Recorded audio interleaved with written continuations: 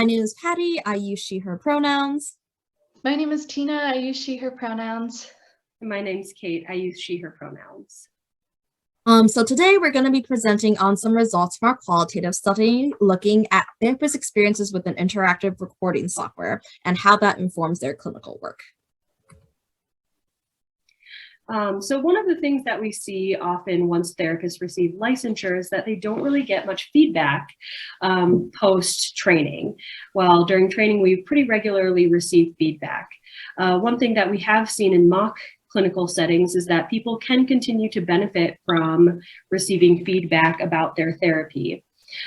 So utilizing the CoreMI system, we had 3 research questions. The first being, how did therapists use CoreMI as a method of receiving feedback over time and in facilitating day-to-day clinical tasks? How did therapists interact with CoreMI change based on the professional development stage of that therapist? And then how did CoreMI foster collaboration among supervisors and their supervisees? We were able to recruit 9 total participants from a local university counseling center. We had 6 folks who identified as trainees and 3 who were identified as permanent staff. The CoreMI web-based tool is a computer-generated feedback system and recording platform that provided automatically generated metrics on basic counseling skills like open questions and reflective statements. We interviewed these 9 participants to ask about how the system was integrated into their clinical practice and supervision. We assessed the evaluative component of the system, and then also asked them questions about how they utilized the recording, looked at their recordings, how they used other parts of the system like comments and notes, and then whether or not the system changed their clinical and supervisory practice. Okay, how did we analyze the data? Coding team was composed of the 3 of us plus an auditor who reviewed our codes. So we created an initial code book by randomly selecting 2 transcripts and coding the transcript line by line, and then creating an initial set of sub-themes by looking at the similarities between those codes. We then developed an initial set of themes by looking at the similarities between those sub-themes.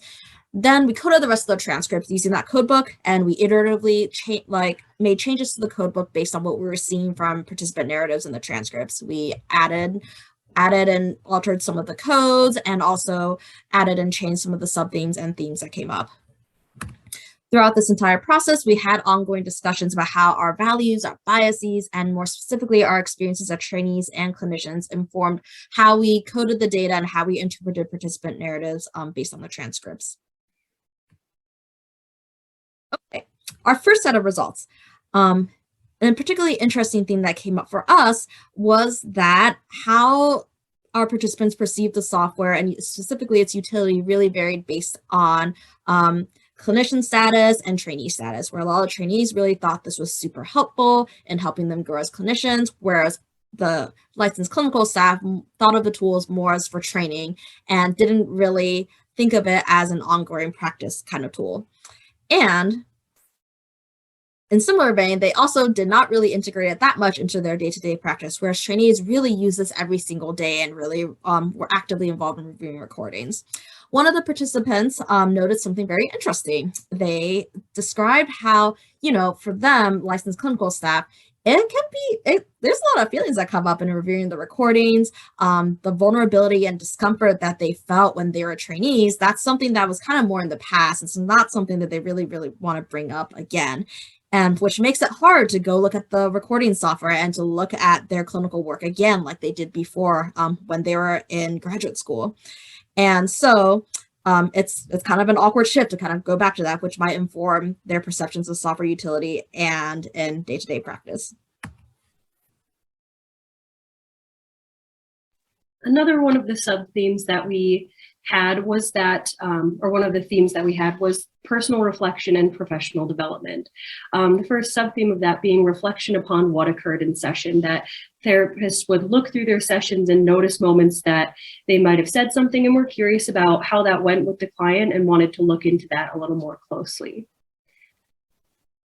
We also saw that therapists utilize the system to identify their strength and growth edges. One of the therapists said, I appreciated the opportunity to return to the recording later and share my sort of own analysis of what I did wrong, of what I could have done better on. The therapists were often emotionally motivated to use the software, that if something felt off in their sessions, that motivated them to engage with that software to see where maybe something had gone on. It also helped the clinicians ground themselves in their clinical work, gave them a point of concreteness that maybe their supervisor had provided a sense of point of feedback, and it allowed them to go to that point in the session and sort of anchor where that feedback might have been coming from. We also had a broader theme that we're calling deliberate practice, and essentially how this functioned in therapists and supervisory relationships was with their clients, and being able to find details about about aspects of clients' lives, looking at how treatment planning happened for clinicians, and then looking at other aspects of therapy like the timing of termination, in order to help deepen some of those smaller interpersonal details that can make a client feel really appreciated and make a therapist more invested into the client's welfare and general well-being. Last but not least, interacting with the tool really kind of helped foster relationships with supervisors and supervisees. In particular, the comments section and reviewing of the recordings themselves really could bring up a lot of feelings, one of which is what this participant noted: a feeling of security, of feeling cared for by the supervisor, the fact that they would invest time in to interact with them, to really look at these tools.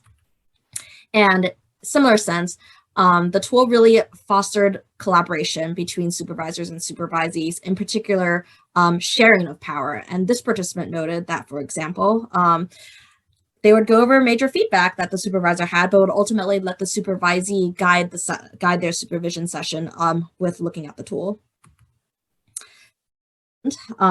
Really, the tool helped foster insight among supervisees. Really having those specific reference points and comments allowed them to really sit there and kind of reflect upon what happened in the session, and together with the supervisor kind of co-construct kind of what was going on with them. And in this sense, also providing a way to make evaluation remediation actually tangible for the supervisee. Rather than having something be super nebulous, here is a concrete behavioral plan that we can create together from reviewing your tape together and comments that makes sense for you and what your needs are. So just to wrap up the study, the big parts that we wanted to focus on was how this tool could help therapists and help supervisors facilitate some of that personal reflection and growth in their own practice. It provided us with some feedback of how we can tailor our designs to meet the needs of community mental health providers. It gave us more insights too on the collaborative nature and power dynamics that exist in supervision, and how we can implement a tool like CoreMI to both correct and enhance some of the positive aspects of supervision. We're really hopeful that this work will influence future CSCW research and our own endeavors in the integration between tech and mental health. Thank you all.